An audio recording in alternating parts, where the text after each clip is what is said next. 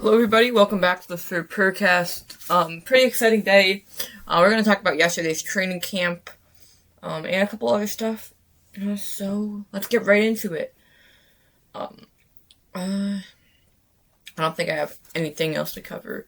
So the first thing, I want to get out of the way. Well, actually, I'll say, I have not watched every Panthers interview that's been posted. I have not watched the 20-minute Brad Idvik video yet. I'm going to do that after, and I have not watched the new Jonathan Brooks interview, which I'm upset, but I wanted to make sure this podcast is out before I get too tired. Well, Jonathan Brooks interview, it's only 5 minutes, but still. But I was pretty busy for most of the day, so I just did not have time to get to it. Just doing with other stuff. So keep in mind, I have no information from those. With that being said, I have watched pretty much every other interview. I've read all the articles, so I should be caught up mostly. Let's get into it. First thing, Devin Lloyd in the top 100, number 27. Love to see it. He was such a good player in Jacksonville last year. I think he's pretty well placed. A lot of the players ahead of him are going to be skill position players and your quarterbacks and, Myles Garrett. But, so I think for a linebacker to be that high and not be named Fred Warner, that's really impressive. I think I could have put him a little bit higher at, maybe the 22 spot. I'm not too familiar,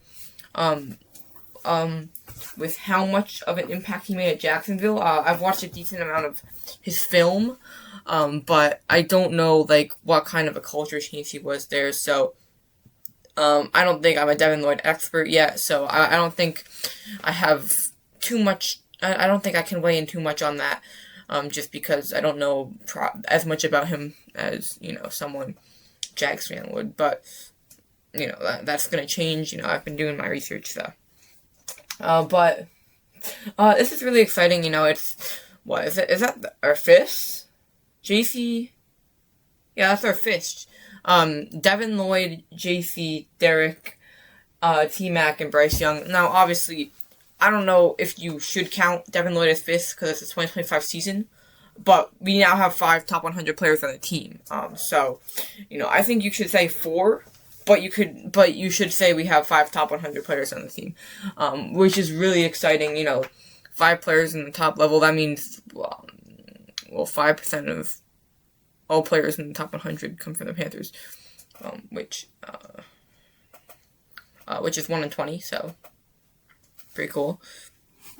But yeah, it's super exciting. Just another accolade to add, and just another. Well, I guess, again, that's not really an accolade to the 2025 season, for the Panthers, I guess, because he had nothing to do with that. But it's super exciting for this season. We knew we were getting a really good talent in Devin Lloyd. I thought it was a really good signing. I was super excited. I've been actually pretty familiar with Devin before even just the 2025 season. I've been a fan of his game. And I was really excited when we picked him up. I knew we were getting a huge steal at $15 million a year. For a player of that caliber, who is such a big leader, and is just a great overall player, that's a really big steal, and just a key defensive piece. So I'm really happy to have him in Charlotte, and I'm super excited for what he's going to bring to us this season. Again, just what a great deal. I don't know how Dan pulled that off. But yeah, also mentioning Charlotte, fun fact about Charlotte that I've been researching for my site today. So, I'm assuming most of you guys in this podcast know that Charlotte is named after King George's wife, Queen Charlotte Mecklenburg Strauss. To be honest, I don't know what the last part of that name is. I know it starts with an S, I think, and I know it ends with a Z.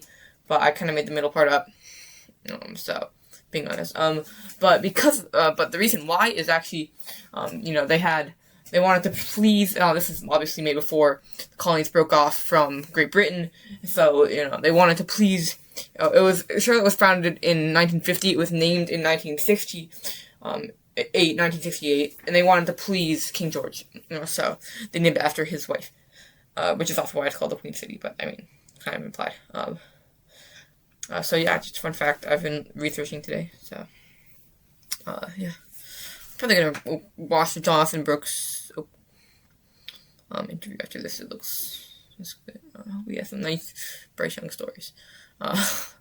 But yeah, so again, continuing back to Devin Lloyd, he's gonna be a great player this year. They're the linebacker spot. This is such a good transition. Oh my gosh, it cooked. So speaking of Devin Lloyd, he's a surefire starter, but the person playing next to him is not. Obviously, there's a position battle going on between Trevin Wallace and Claudin Shirleus. He's called Claude, so I don't know if I have the right to call him Claude, so I'm just gonna call him Claudin. Both of those players, I think, elevate our team in very good ways. They have both struggled with injuries, and that's been an issue just with depth at that position last year. Bringing in Devin Lloyd, bringing in a couple other guys, I think that's been addressed for sure. But it's going to be a really, I think either way, we're getting a really good player. Trevin, really, really good in just the pass rush and coverage. And then, Claude, really good tackler, really physical player. But both of them, I'd say they're great leaders. They feed off each other. They're going to learn from each other. And that's kind of what this whole camp has really been about, just improving and just getting better. It's not about making. It is about that, but you know what I mean. The competitiveness is I think the perfect level from what I've heard. And defense won the day on the 10th. Yeah, because 10th was yesterday. Which you just love to see that competition. It's been kind of back and forth. I think the offense has strung together a few of them, but it's just great to see everyone just continuing to better themselves. And again, like I said, whoever comes out of that position battle on top, we're going to be getting a good player no matter what. So it's a tough decision in terms of who's worse, but who's better. I just want to throw in a little side note here. I officially, finished editing and, exporting the video that's going to be scheduled for Saturday. I'm pretty sure it worked, the scheduling thing. But if it didn't, there's just going to be a episode, out for some reason. So if it didn't work, I'm pretty sure it is. I don't see a reason why it wouldn't have, considering YouTube did. I can check that right now, actually.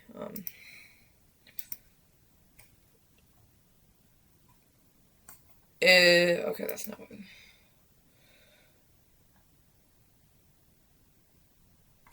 It did. It looks like it did. Podcast is 69 episodes, so that means that if you wanted to watch it, it's on the podcast, which is really unfortunate because that means it's going to be out of order. Oh my gosh. That makes me so mad. Wait, can I just, swap them around, though? I can. Is that, Oh, okay. I don't know how to do that.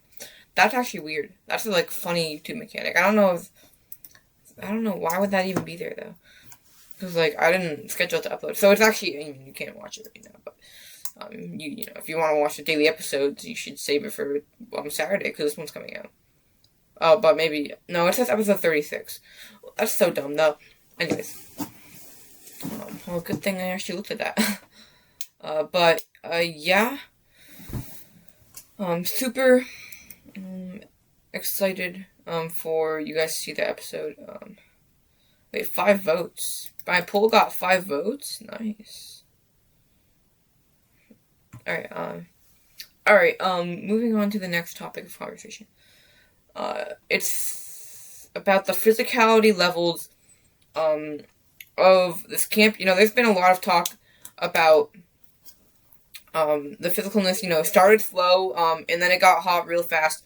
There's been, a couple disputes, fights breaking out, and, there's been some, hits on, players that, cause ruckus. But the way I see it, obviously, anytime you can avoid, anytime you're fighting, that just shows the energy is high, and, it's, which is ultimately a good thing that the energy is high. Avoiding fights, you don't want to be in a fight. I'm not going to, make that sound like a good thing. But, this is from my perspective, by the way. I know Coach Canellis, he's not exactly going to argue with a little fighting. But, again, but the way I see it, really, just the physicality, we're on the end of the spectrum we want to be. You'd much rather have a more physical camp than a less one. In terms of just making players better, if you're a bunch of just soft hitting, just no contact, then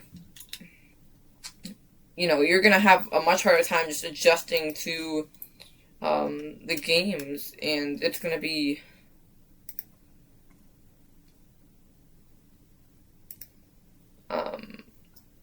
a very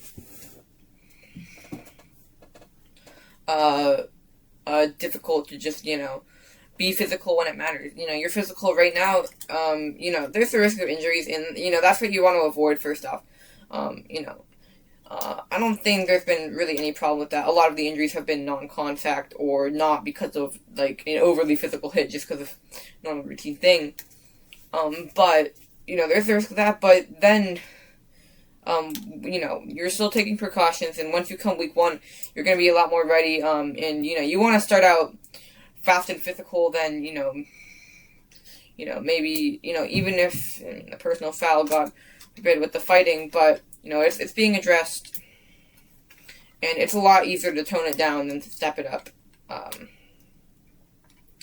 So that's my perspective.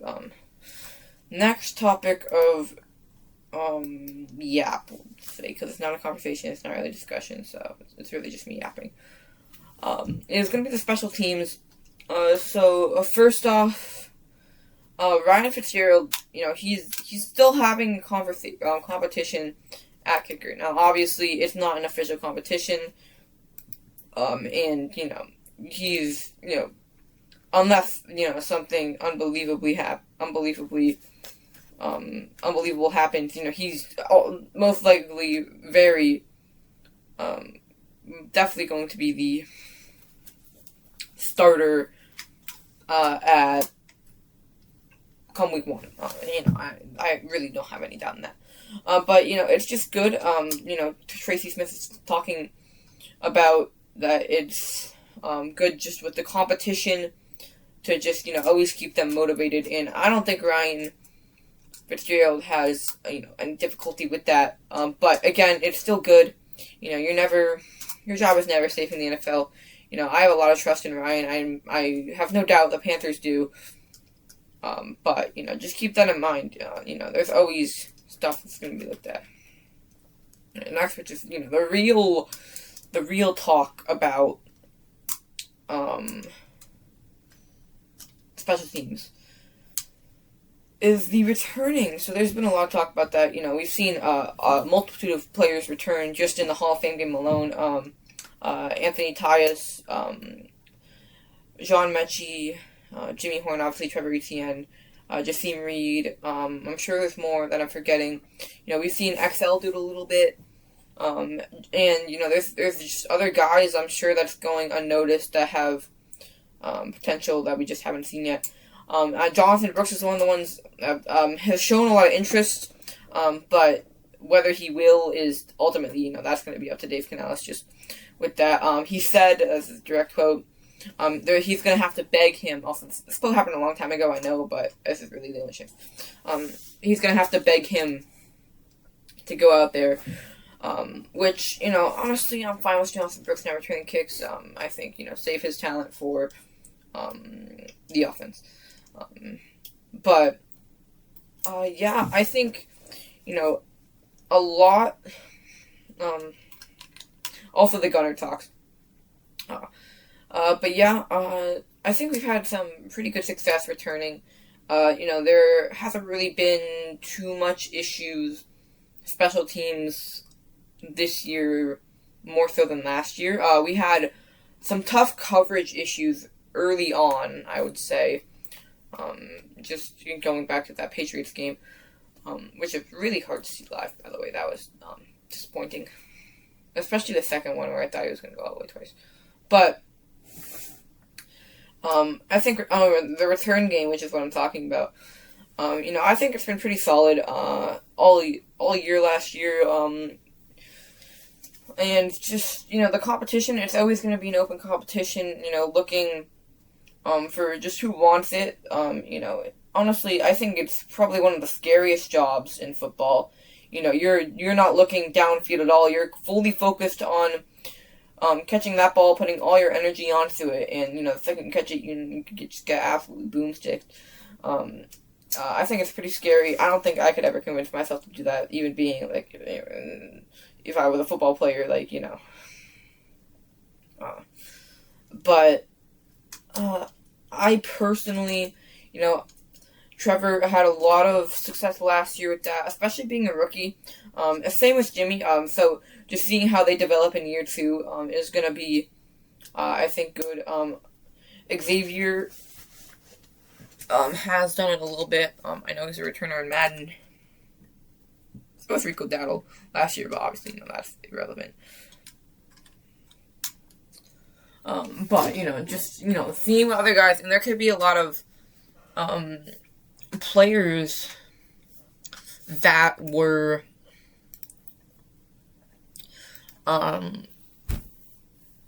that are going to be returners that we just haven't seen yet, wait a couple preseason games, so. Did I talk about Kyle Trask yet? Did I do that last episode? I don't think I did. I think I talked about it to, my parents and stuff, I think. Alright, last thing, so, Canes King injury, hamstring, really disappointed. Wait, let me just, check the website. Because I don't want to talk about this again if I did. It's going to be 31, no critical order. Immaculate, top 5 players of the bill. Highlighting the biggest stories. When was Kyle Trask signed? Oh, I feel like it was for 30, was it not? I think it was. I'll briefly brush over it, just in case. Okay, sounds great right now. I don't know why. Alright, I paused it. Just in case, we signed Kyle Trask, just with the, Haynes King injury, and, he was someone who Dave has a lot of praise for, and it was in Tampa, out of Florida, and, obviously, it's been expressed many times the goal of this quarterback room is just to elevate Bryce. And, I think, he's had more experience in the league. And again, just the other perspectives that he brings, will be good. And another just, without Haynes, I'm not familiar with Kyle's game too much. But I can imagine the offense is going to look very different, if, we have to see him come in, which, I have no doubt that we will. But, we cannot have 2 quarterbacks on the roster during preseason. I just don't think that's excusable. And, there is a talk about him getting signed before King got injured as a 4th quarterback, which we did a little bit last year with Bryce Perkins, though that was because of the Andy Dalton injury. But, I think, another little safety valve. But Haynes, week-to-week thing, so hopefully he's back soon. Okay, I definitely talked about the Haynes King injury. I don't know if I talked about Kyle Trask, but I definitely talked about that, because I remember saying week-to-week.